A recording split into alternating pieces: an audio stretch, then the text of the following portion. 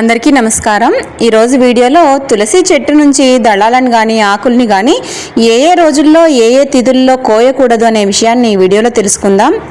తులసి చెట్టు నుంచి దళాలను మంగళవారము, శుక్రవారము, ఆదివారాలలో కోయకూడదు।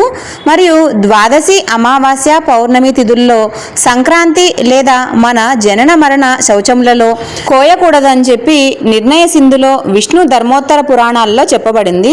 తులసి లేకుండా భగవంతుని పూజ అసంపూర్ణమని చెప్పి మనకు వరాహ పురాణంలో చెప్పబడింది కాబట్టి ఈ రోజుల్లో ఈ తిథుల్లో వదిలేసి మిగతా రోజుల్లో మనకు తులసి చెట్టు నుంచి ఆకులు కానీ దళాలను కానీ కోసి పెట్టుకొని పూజ అయితే చేసుకోవచ్చు। అదే గనక మన ఇంట్లో సాలగ్రామాలు ఉన్నట్లయితే ఈ తిథులు వారాల నియమాలు ఏమీ లేవు, ప్రతిరోజు కూడా తులసిని కోసుకొని పూజ అయితే చేసుకోవచ్చు। ఎందుకంటే సాలగ్రామం స్వయంగా విష్ణు స్వరూపం కదా, అంతటి శ్రీ మహావిష్ణువుల వారే మన మందిరంలో వచ్చి ఉన్నప్పుడు మనకి ఇలాంటి ఏ దోషాలు కూడా వర్తించవు।